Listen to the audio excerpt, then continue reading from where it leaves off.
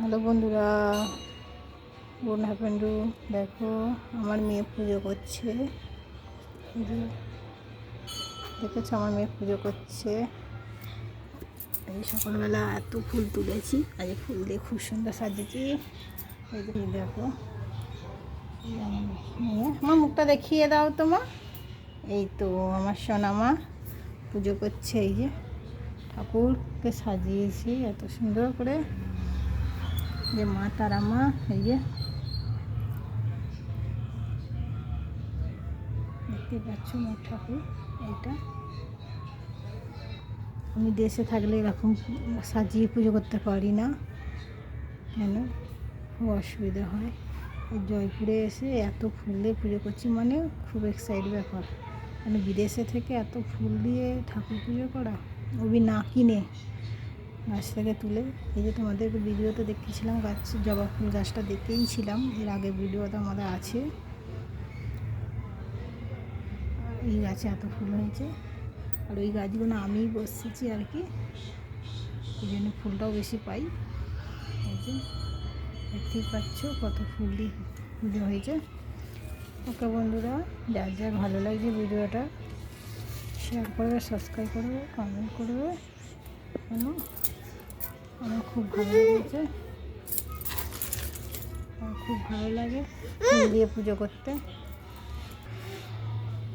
আমার খুব ভালো লাগে এখানে বসে একটু ভালোভাবে মনের মতন বসে পুজো করবো, খুব ভালো লাগে। তোমার শ্বশুরবাড়ি থাকলে আমি করতে পারি না, আমি শ্বশুরবাড়ি থাকলে করতে পারি না, কেন আমার একটু বেশি পুজো করে লেট হয়ে গেলে আমার শাশুড়ি মা চিল্লায়। সবাই শাশুড়ি মা তো সবাই মায়ের মতন নয়, যে মেয়েটা পুজো করছে যে কাল আমি অন্য কিছু কাজ করে নিই, কী করি। সেই পুজো করলে আমার পিছনে খ্যাঁ খ্যাঁ করতে থাকে, এতক্ষণ ধরে পুজো করবে, এত সময় কাটাবে, করবে। অনেকখানি ব্যাপার, বুঝতেই পারছো। শাশুড়ি শ্বশুর নিয়ে থাকা কি ক্রিটিক্যাল, যারা নিয়ে থাকে তারাই জানে, আর যারা নেয় না তারা হ্যাপি থাকে। এই যে আমার গপু,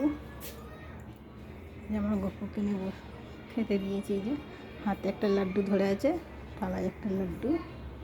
এই যে আমার গপু বাবা।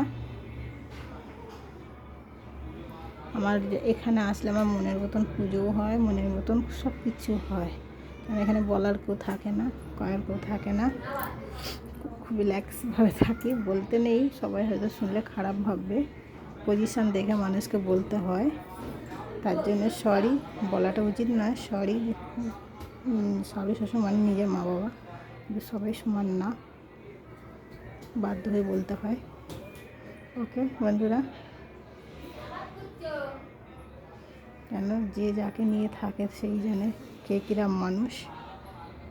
তোমরা তোমাদের অল ফ্যামিলিকে নিয়ে থাকো, তোমরা তোমাদের ফ্যামিলির বিষয়ে ভালো বোঝো। আমি আমার ফ্যামিলি নিয়ে থাকি, আমি বুঝি আমার ফ্যামিলির বিষয়টা। বলাটাও উচিত না, হয়তো ভিডিওটা শেয়ার করছি বলে হয়তো তোমরা ভাবে কেউ কখনো কোনো জিনিস শেয়ার করে তার মনের কষ্ট শেয়ার করে। আজকে আমি আমার কষ্টতেই আমার ভিডিওটা শেয়ার করছি, প্লাস বলছি।